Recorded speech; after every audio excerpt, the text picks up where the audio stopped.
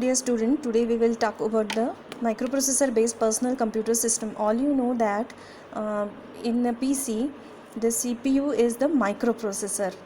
So our computers are the microprocessor based systems.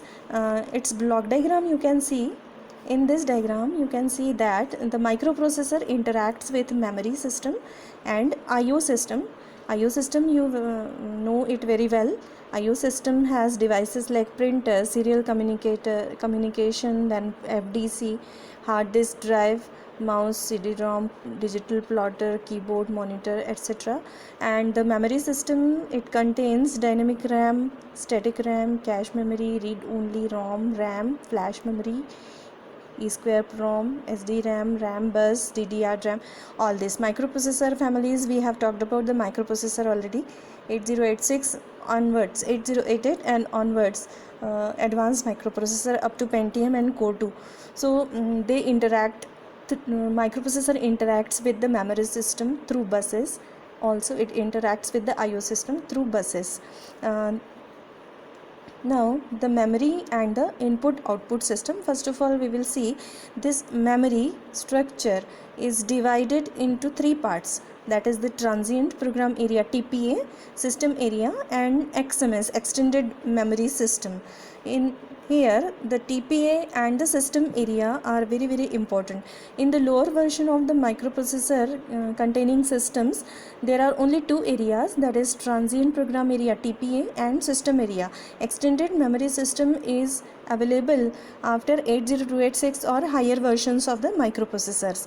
So we will first of all talk about the transient program area and then system area.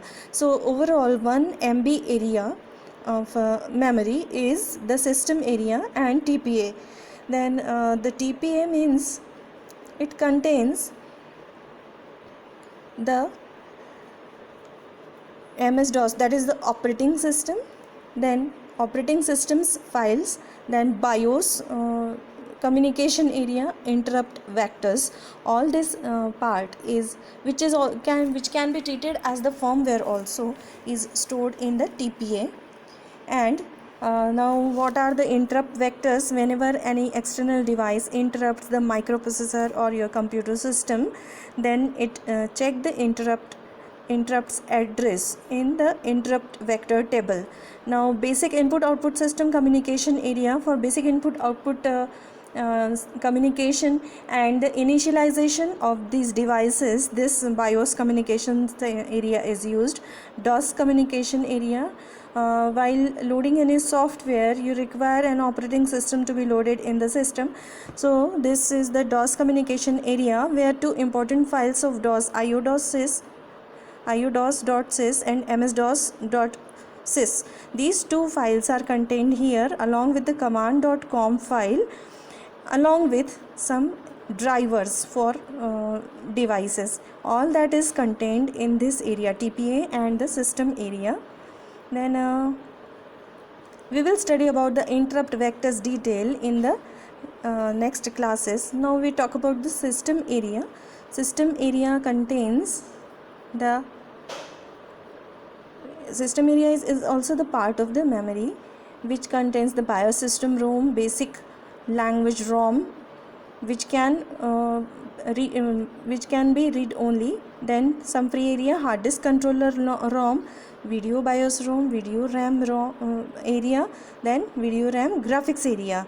So all these are the names of the memory which is used for the purpose that is written, that is video RAM text area and video RAM graphics area.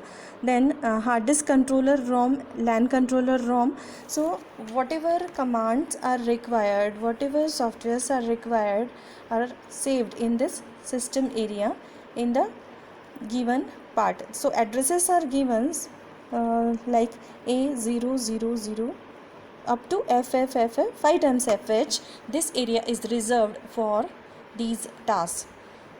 Now the microprocessor, you know that what is microprocessor? We have talked about the microprocessor. It can perform various data transfer from memory and IO device. Then it can perform arithmetic and logical calculation. It can execute some simple programs and some logical and arithmetical calculations it can perform. Different arithmetical and logical instructions listed here can be executed in your microprocessor. So this was the basic